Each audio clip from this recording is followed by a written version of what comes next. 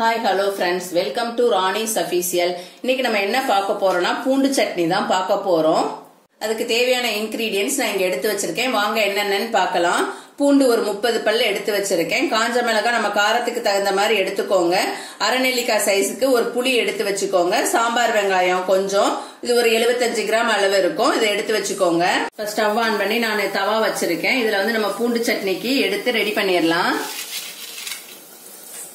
தவா சூடாகட்டும். தவா சூடாயிருச்சு. லைட்டா எண்ணெய் சேர்த்துக்கலாம். இதுக்கு எண்ணெய் சேர்த்துட்டு நம்ம எடுத்து வச்ச பூண்டை இதுல போட்டுடலாம்.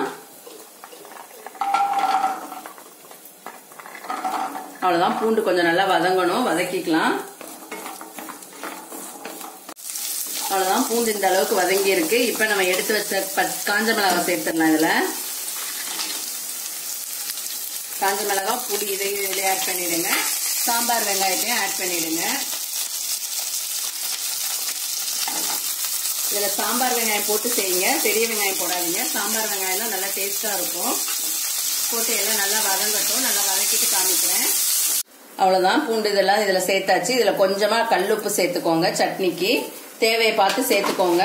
அவ்வளவுதான். நம்ம மிக்சியில போட்டு எடுத்துட்டு வந்துடலாம். அவ்வளவுதான். பூண்டு சட்னி ரெடி பண்ணி ஆயிடுச்சு. இப்ப வந்து அதுக்கு ஒரு சின்ன தாளிப்பு வச்சிடலாம். கடாயை வச்சிருக்கேன். இதுல எண்ணெய் சேர்த்துக்கலாம். இதுல நல்லெண்ணெய் சேர்த்தா இன்னும் டேஸ்டா இருக்கும். நான் என்கிட்ட நல்லெண்ணெய் காலி ஆயிடுச்சு, அதனால நான் நார்மல் எண்ணெயே சேர்த்திருக்கேன். அவ்வளவுதான். எண்ணெய் சூடாகட்டும்.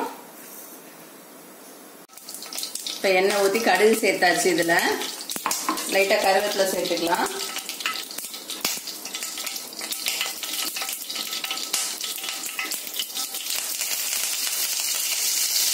அவ்வளவுதான். நல்லா வதங்கட்டும். கடுகு கருவேப்பிலை வதங்கிடுச்சு. இப்ப நம்ம சட்னி ஆட் பண்ணிடலாம். இதுல அவ்வளவுதான். கொஞ்சம் தண்ணி கலந்துக்கலாம். இந்த இதுல நீங்க உப்பு செக் பண்ணிடுங்க. வேணும்னா உப்பு ஆட் பண்ணிக்கலாம். ஸ்டவ் வந்து சிம்ல வச்சிடுங்க. அவ்வளவுதான். சட்னியில கடுகு எல்லாம் தாளிப்பெல்லாம் ரெடி பண்ணியாச்சு. சட்னி ஊத்தியாச்சு. இப்ப நம்ம தேவையான அளவு தண்ணியும் உப்பு ஆட் பண்ணிக்கோங்க. உப்பு செக் பண்ணி ஆட் பண்ணிக்கோங்க. அவ்வளவுதான். இது லைட்டா வதக்கி விட்டுட்டு இறக்கிற வேண்டியதான். ஸ்டவ்ல இருந்து கொஞ்சம் கொதிக்கட்டு. ஒரு கொதி வந்தோடனே நம்ம இறக்கிக்கலாம். இப்ப அருமையான பூண்டு சட்னி ரெடி ஆயிடுச்சு. இந்த சட்னி வந்து நம்ம கார பணியாரம், இட்லி, தோசை, சப்பாத்தி இந்த மாதிரி ஐட்டத்துக்கு எல்லாத்துக்குமே வச்சு நம்ம சாப்பிடலாம். சாதத்துல கலந்து சாப்பிடுறது கூட அவ்வளவு டேஸ்டா இருக்கும். தயிர் சாதத்தோட சைட் டிஷ்ஷா வச்சு சாப்பிட்டீங்கன்னா கூட நல்லா இருக்கும். இதை நீங்க உங்க வீட்டுல ட்ரை பண்ணி பாருங்க. ட்ரை பண்ணி பார்த்துட்டு எப்படி இருந்துச்சுன்னு கமெண்ட் பாக்ஸ்ல கமெண்ட் பண்ணுங்க. இந்த வீடியோ உங்களுக்கு பிடிச்சிருந்துச்சுன்னா லைக் பண்ணுங்க, ஷேர் பண்ணுங்க, கமெண்ட் பண்ணுங்க. மறக்காம ராணிஸ் அஃபீஷியலை சப்ஸ்கிரைப் பண்ணுங்க. பக்கத்துல உள்ள பெல் ஐக்கானை கிளிக் பண்ணுங்க. அப்பதான் நான் வீடியோ போட்டோன்னே உங்களுக்கு நோட்டிபிகேஷன் வரும். நாளைக்கு வேற ஒரு வீடியோல நான் உங்களை சந்திக்கிறேன். அது வரைக்கும் உங்கள் ராணிஸ் அஃபீஷியல். பாய்.